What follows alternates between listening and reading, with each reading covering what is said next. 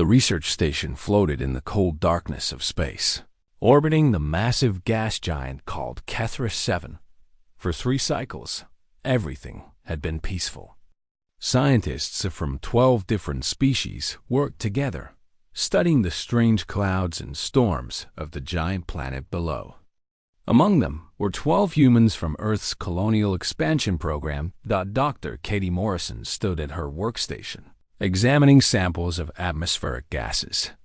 She was a xenobiologist, a scientist who studied alien life forms. At 34 years old, she had spent half her life preparing for this moment. Being here, working alongside alien species, was everything she had dreamed of since childhood. "Katie, come look at this," called her assistant, a young man named Greg Holloway. He was pointing at something on his screen, but Katie never made it to his station. The explosion threw her across the room. Alarms screamed through the corridors. Red emergency lights began to flash. Katie pulled herself up from the floor, her ears ringing, her hands shaking. "What happened?" She shouted "Doc" before anyone could answer. The station shook again. Then again. Through the observation window, Katie saw ships. Dozens of ships, dark and angular, surrounding the station like wolves circling wounded prey. Ambassador Torvan, a tall insectoid diplomat from the Galactic Concord, stumbled into the laboratory. His compound eyes were wide with fear. His thin limbs trembled.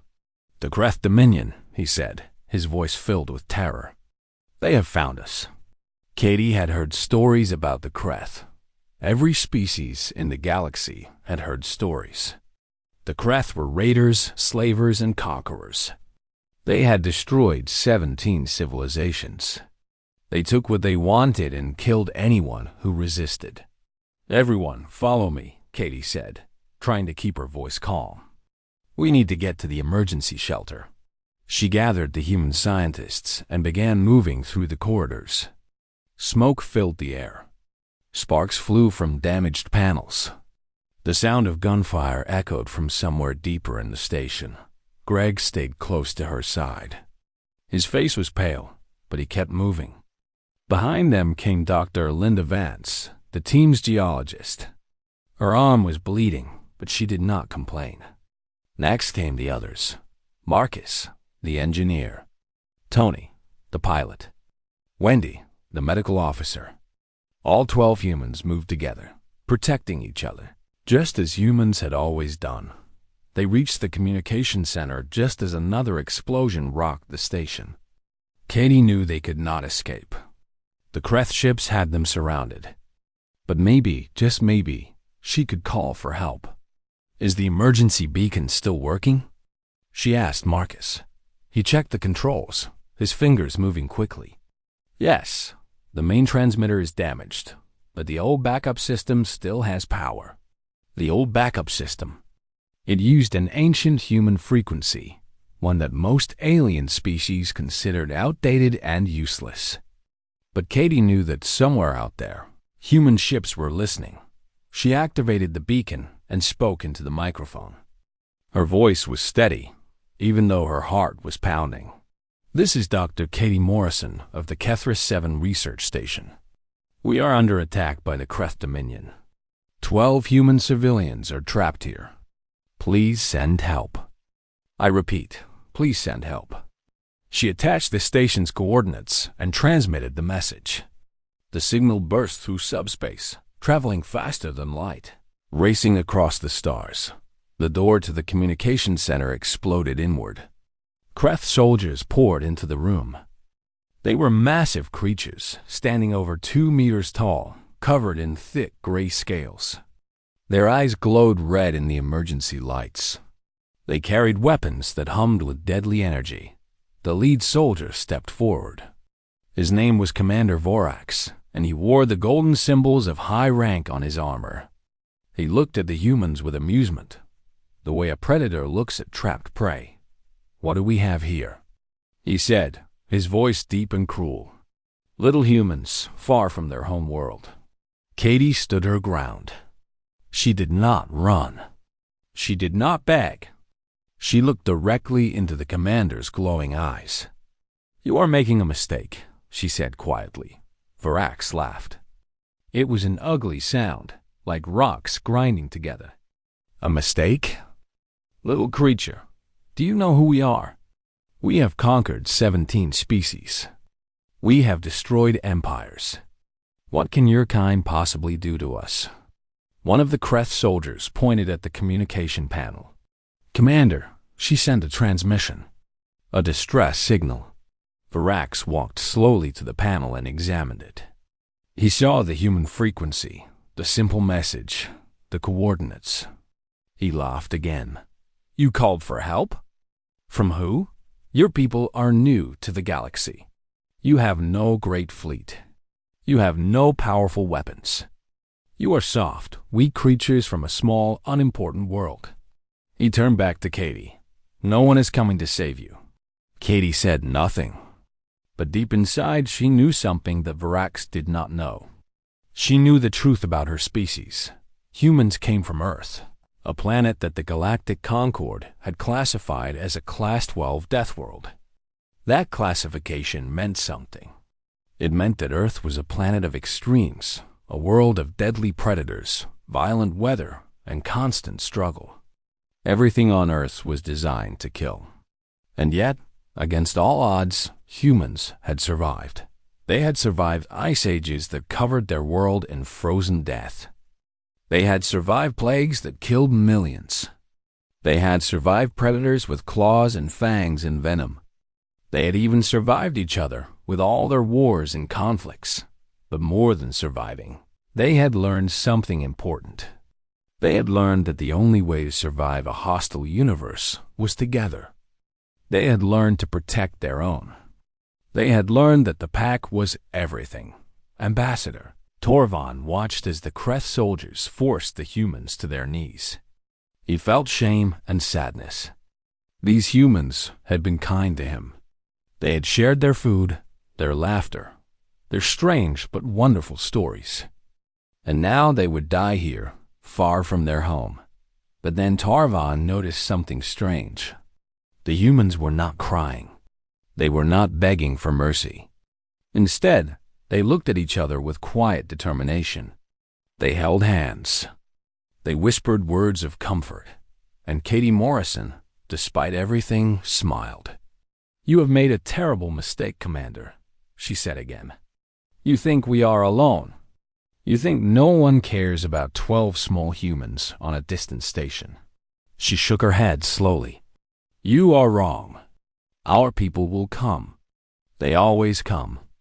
And when they arrive, you will learn why the galaxy calls us Deathworlders." Varax struck her across the face. Katie fell to the ground, blood running from her lip. But even then, she did not stop smiling, because somewhere in the vast darkness of space, the signal was already being received, and humanity was about to answer. 600 light-years away from the captured research station, the battleship USS Relentless moved through the quiet emptiness of space. It was the flagship of Earth's 3rd Defense Fleet, a massive vessel carrying over 2,000 crew members. Its hull was painted dark gray, and its weapons were always ready.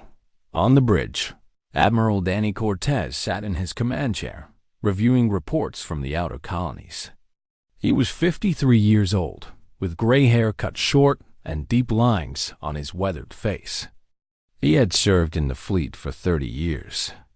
He had fought in wars, saved lives, and lost friends.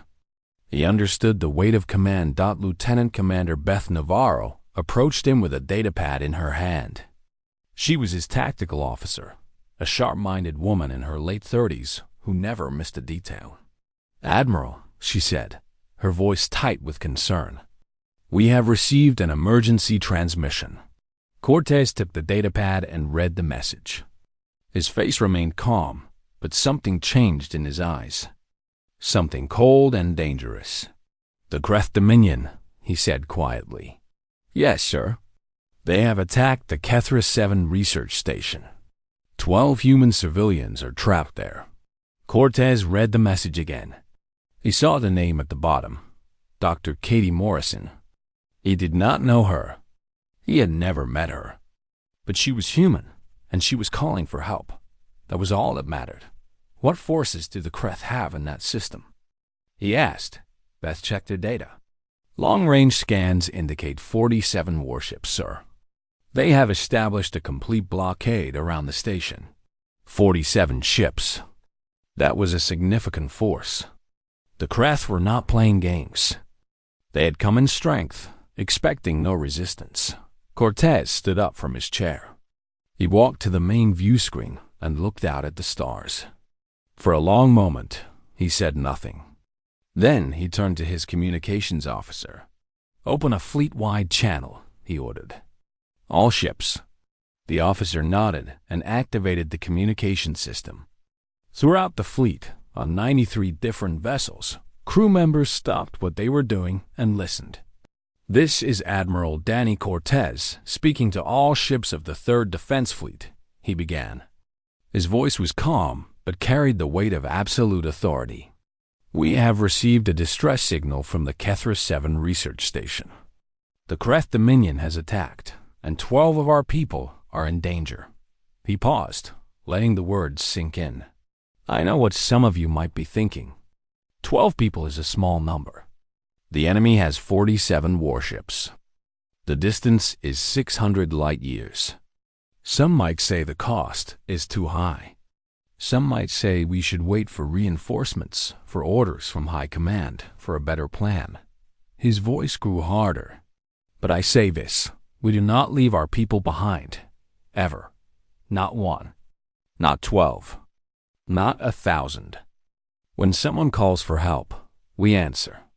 That is who we are. That is what makes us human."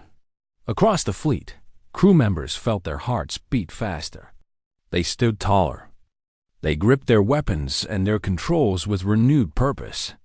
"The Kreth think we are weak," Cortez continued. "They think we are soft. They think we will be too afraid to fight. They have forgotten something important. They have forgotten that we come from Earth, a world that tried to kill us every single day for 4 billion years. We survived ice. We survived fire. We survived predators and plagues and disasters of every kind. And we did not survive by hiding. We survived by fighting. Together." He raised his fist. "All ships, prepare for immediate jump to hyperspace. We will arrive at Kethris 7 in 6 hours. We will engage the enemy. We will rescue our people. And we will remind the galaxy why they call us Deathworlders." The fleet exploded into action. Engineers powered up the jump drives. Weapons officers loaded ammunition. Pilots ran to their fighters. Medical teams prepared for casualties. Everyone had a job, and everyone did it without hesitation. In the engine room of the Relentless, Chief Engineer Sam Torres wiped sweat from his forehead as he pushed the reactor to maximum power. He had worked on this ship for 15 years. He knew every system, every wire, every piece of metal. And he knew that today, everything had to work perfectly. On the carrier USS Thunderhawk, fighter pilots climbed into their cockpits. Squadron leader Amy Chun, call sign Razor, checked her weapons one final time. She had flown 63 combat missions. She had never lost a wingman. She was not planning to start today. On the destroyer USS Vigilant, Captain Mike Santos gathered his crew on the main deck. They were young, many of them on their first deployment. He looked at their faces and saw fear, excitement, and determination all mixed together. "Listen to me," he said. "Out there, 12 civilians are waiting for us. They are scared. They are hurt. They are hoping that someone will come to save them. We are that someone. We are their hope. And we will not let them down." The crew cheered. Across the fleet, similar scenes played out on every ship. Officers and enlisted personnel, veterans and newcomers, all of them united by a single purpose. They were going to save their own dot in the intelligence center of the Galactic Concord. Analysts watched the human fleet with growing disbelief. Seelith, a young Valori analyst with bright blue eyes and delicate antennae, stared at her screen in confusion. "This cannot be right," she said to her supervisor. An elderly Morvan named Coordinator Hessick. "What is it?" he asked, floating closer on his anti-gravity chair. "The humans. They are mobilizing their entire defense fleet for a rescue operation." Hessick studied the data. "How many ships?" 93 warships, sir, including their flagship dreadnought." Hessick was silent for a long moment. In his 200 years of service, he had never seen anything like this. Most species would negotiate for hostages. Some would pay ransom. A few might send a small strike team. But a full fleet? For 12 civilians? "Perhaps we are missing something," he said finally. "Perhaps these 12 humans are important. Leaders or scientists of great value." Seelith shook her head. "No, sir. They are ordinary researchers. Nothing special about them. Then why? Why would the humans risk so much?" Seelith had no answer. But deep down, she felt a strange emotion that she did not recognize. It took her a moment to understand what it was. It was admiration.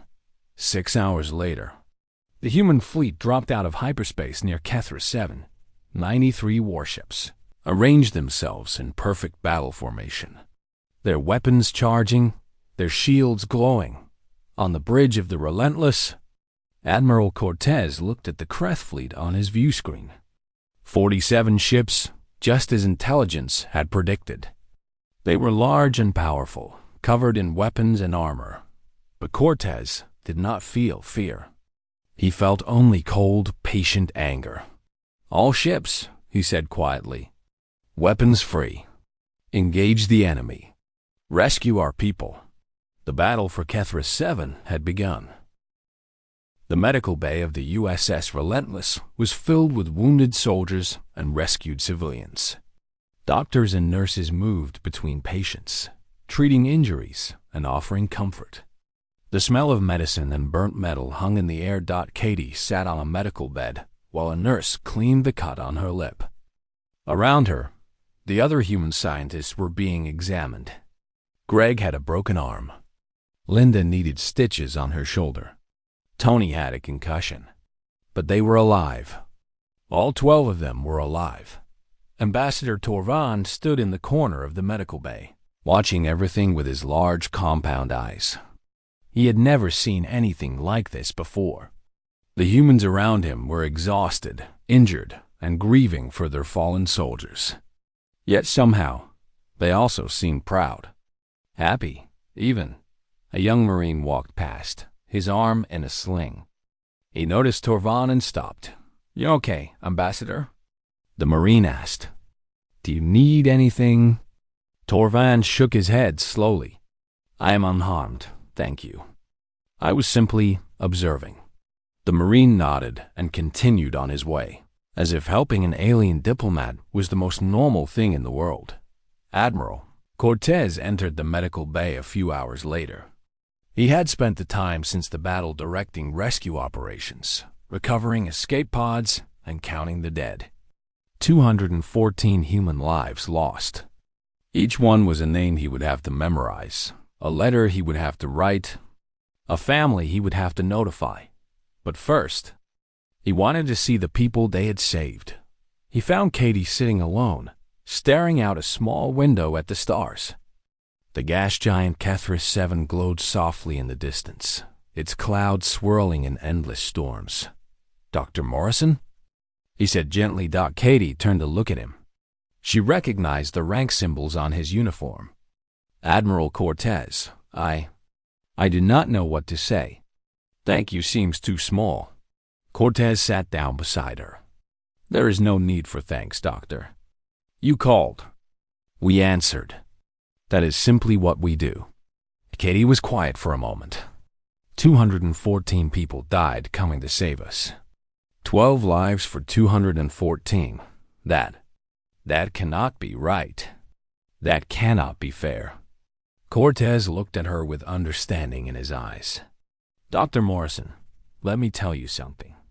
Every person in this fleet volunteered for this mission. Every single one. They knew the risks. They knew some of them would not come home. And they came anyway. But why? Katie asked. Why would they die for strangers? Cortez considered the question carefully before answering. Because that is what makes us human. We protect each other. Not because it is logical. Not because it is efficient. But because it is right. Because every human life matters. Because we refuse to live in a universe where we abandon our own to suffer and die alone. Tears rolled down Katie's cheeks. She wiped them away quickly, embarrassed. I am sorry, she said. I should be stronger. You are strong, Cortez replied. You survived. You kept your people together. You sent the signal that saved all of your lives. That took courage. He stood up and placed a hand on her shoulder. Rest now, Doctor. We will have you home soon. As Cortez left the medical bay, he found Ambassador Torvan waiting for him in the corridor. The Valori diplomat looked troubled, his antennae twitching nervously. Admiral, Torvan said, may I speak with you? Cortez nodded. Of course, Ambassador. Walk with me. They moved through the corridors of the Relentless together. Around them, crew members worked to repair damage and care for the wounded. The ship felt tired but proud. I have been observing your people, Torvan began. I have been trying to understand what I witnessed today. I must confess, Admiral, I am having difficulty. What troubles you? You came for 12 people, Torvan said. 12 ordinary researchers. You brought 93 warships. You fought a battle that cost hundreds of lives. You risked everything. He stopped walking and looked at Cortez directly. My government would never do such a thing. No government in the Galactic Concord would do such a thing. The cost is too high. The logic is wrong. Cortez smiled slightly. Ambassador, you are right. The logic is wrong. By any rational calculation, what we did today makes no sense. We should have negotiated. We should have paid ransom. We should have waited for a better opportunity. Then why did you not? Because we are not purely rational creatures, Cortez replied. We are humans. We evolved on a world that was trying to kill us every moment of every day. We survived by sticking together, by protecting our tribe, by never abandoning those who needed us. He resumed walking, and Torvan followed. When I was young, Cortez continued, my grandmother told me a story. She said that long ago, on ancient Earth, our ancestors lived in small groups on dangerous plains filled with predators. They had no claws, no fangs, no armor. They were weak compared to the beasts that hunted them. But they had something else. They had each other. They knew that if one of them was hurt, the others would carry them. If one of them was lost, the others would search for them. If one of them was in danger, the others would fight for them. He stopped at a window and looked out at the stars. That instinct, that bond, is written deep in our nature. It is who we are. When Dr. Morrison sent her signal, she was calling out to her tribe. And her tribe answered. Not because it was smart, not because it was safe, but because that is what tribes do. Torvan was silent for a long moment. Then he said something that surprised Cortez. I envy you, Admiral. Cortez raised an eyebrow. Envy? Why? My species lives for 300 years. We have colonized dozens of worlds. We have achieved great things in art and science and philosophy. But we have never had what you have. We have never had that connection, that willingness to die for each other, that loyalty that goes beyond logic. He touched his chest with a thin, trembling hand. When the Kreth attacked the station, my first thought was to save myself. I looked for a place to hide. I calculated my chances of survival. I thought of ways to negotiate, to bargain, to surrender. His voice grew quiet with shame. But your Dr. Morrison? Her first thought was to warn her people, to call for help, not for herself, but for others. Even when she had no reason to believe help would come. Cortez put his hand on the ambassador's shoulder. That is not something to feel shame about, Ambassador. Your instincts are different from ours. That does not make them wrong. It just makes them different. Perhaps, Torvan replied. But I think I understand now why the galaxy fears your kind. Fears us? Yes, not because you are violent, though you can be. Not because you are powerful, though you are growing stronger every day. But because you are loyal, because you will not stop, because you will never give up on your own. His compound eyes met Cortez's gaze.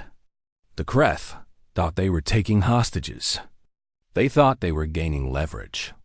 Instead, they awakened something terrible.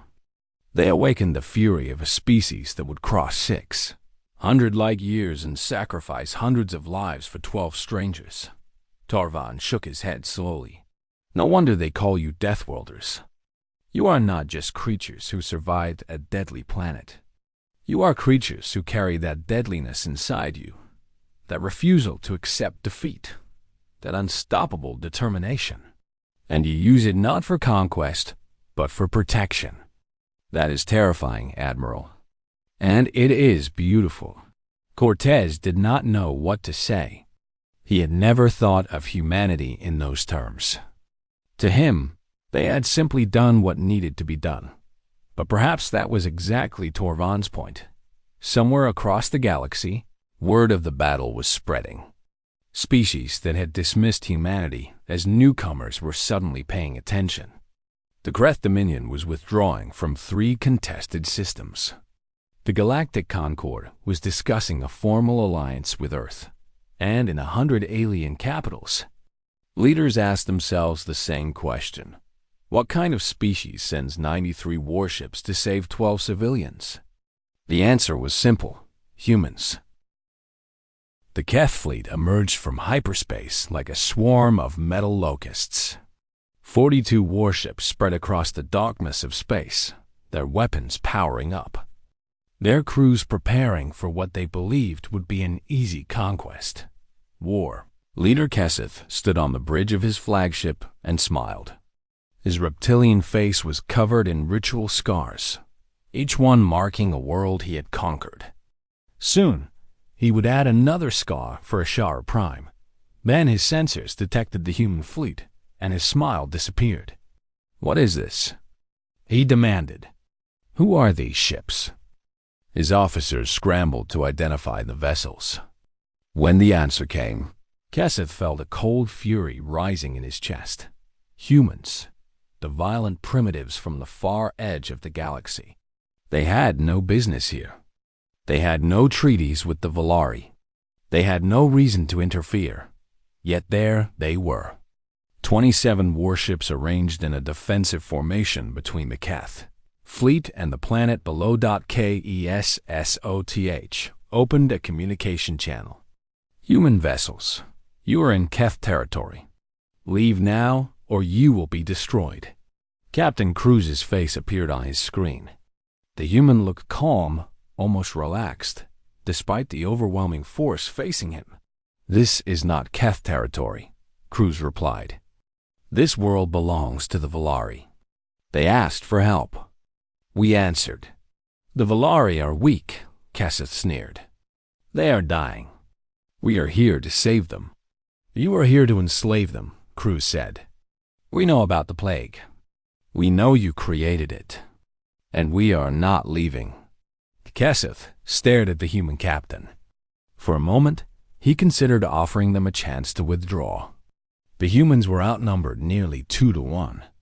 They had no chance of winning this fight. A wise enemy would recognize this and retreat. But looking into Cruz's eyes, Kesseth saw no fear. He saw no uncertainty. He saw only a strange, quiet determination that he did not understand. "Then you will die," Kesseth said. and he ended the transmission. The battle began. The Keth fired first, launching a wave of missiles toward the human fleet. The darkness of space lit up with trails of fire as the weapons raced toward their targets. The human point defense systems came online, filling the void with a wall of energy that destroyed missile after missile. But some got through. The USS Horizon took 3 direct hits and began venting atmosphere. The USS Ranger lost its main engines and drifted out of formation. Commander Nathan Cole stood on the bridge of the fleet command ship and watched his vessels take damage. He was a veteran of a dozen battles, and he had learned long ago to keep his emotions locked away during combat. There would be time to mourn later. Right now, he had a job to do.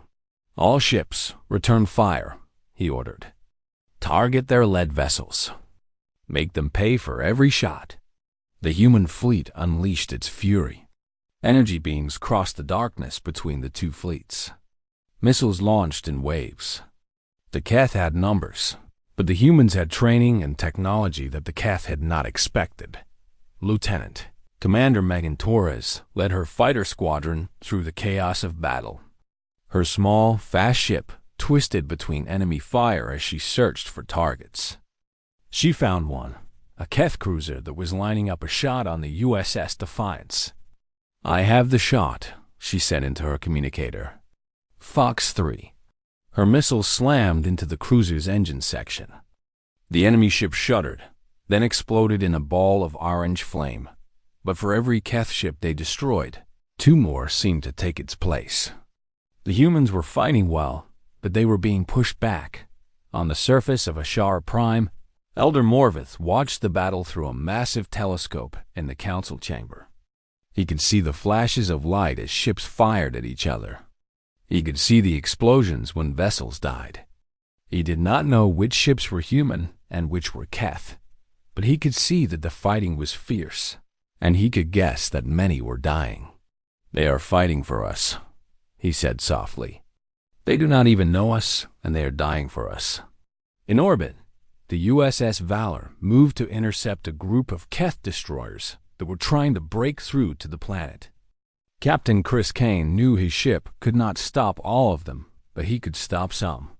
"All power to forward shields," he ordered. "Ram the lead destroyer if you have to. Nothing gets through." The Valor took hit after hit. Its armor buckled. Its systems failed one by one, but it held the line. The Keth destroyers could not pass. When the Valor finally lost power, it had destroyed 4 enemy ships and damaged 3 more. Its crew abandoned ship in escape pods, falling toward the planet below. Trusting the Valari to save them, Kesseth watched the battle with growing frustration. His fleet was winning, but the cost was far higher than he had expected. These humans fought like demons. They did not retreat. They did not surrender. They threw themselves into the fire again and again, trading their lives for time. What were they fighting for? What did they gain from dying for these weak, peaceful Valari? Kesseth could not understand it, and what he could not understand, he began to fear. "Push forward," he ordered. "Destroy them all." Commander Cole received the damage reports with a heavy heart. 7 ships destroyed. 4 more critically damaged. Nearly 1,000 sailors dead or missing dot, and still the Keth came. "Sir," his tactical officer said, "we cannot hold much longer. We need to fall back." Cole shook his head. "Fall back to where?" "The planet is behind us. If we retreat, the Keth reach the surface. Then what do we do?" Cole looked out at the battle raging before him. He thought about the 1,000,000 Valari on the planet below, still alive because his fleet was buying them time. He thought about his sailors, fighting and dying in the dark. He thought about what it meant to be human. "We hold," he said. "We hold until we cannot hold anymore. And then we hold a little longer." The officers on his bridge looked at each other. They knew what this meant. They knew they might not survive, but they did not argue. They did not question. They turned back to their stations and continued to fight. Below, on Ashara Prime, Elder Morvith felt tears running down his face. He did not understand humans. He did not understand why they would sacrifice so much for strangers, but watching them die for his people, he felt something break inside him. Something old and certain crumbled away. He had always believed that the galaxy was full of goodness. That kindness would always be repaid with kindness. Now, he understood that true kindness expected nothing in return. True kindness was what the humans were showing now, giving everything they had to protect those who could never repay them. The battle raged on. The humans held the line. And somewhere across the stars, more ships were coming. The fight was not over yet. The sky tore open with light, and hope came screaming through. Admiral Lisa Monroe stood on the bridge of the USS Sentinel as her second fleet dropped out of hyperspace directly behind the Keth formation. 18 fresh warships, their weapons fully charged, their crews hungry for battle. All ships fire at will, she ordered. The Keth fleet, caught between two human forces, erupted in chaos. War leader Kesseth watched in horror as his rear guard was torn apart by the newcomers. Ships that had been moments from victory now found themselves fighting for survival. Commander Cole felt his heart surge with relief as he saw the second fleet's markers appear on his tactical display. All units, push forward. They're trapped between us. Show them what happens when you threaten our friends. The battle turned in an instant. The Keth, outnumbered now and surrounded, began to falter. Their formation broke as captains tried to find a way to escape the trap. But Kesseth was not finished. He had not conquered 12 worlds by giving up when things became difficult. If he could not win in space, he would win on the ground. Launch the dropships, he ordered. All assault troops to the surface. Take the capital. Kill their leaders. Hundreds of Keth dropships fell toward Ashara Prime like burning meteors. The human fleet tried to stop them, but too many slipped through the defensive fire. They crashed into the streets of the capital city, and Keth soldiers poured out, weapons blazing. The Valari had no army. They had city guards who carried ceremonial weapons and had never seen real combat. Against the hardened Keth shock troops, they fell like grass before a storm. Captain Cruz heard the reports coming in from the surface and made his decision immediately. All available Marine units, prepare for combat drop. We're going down there. Lieutenant Kevin Drake was already suiting up when Cruz reached the hangar bay. The big Marine was checking his rifle with calm, practiced movements. Around him, 50 other Marines were doing the same.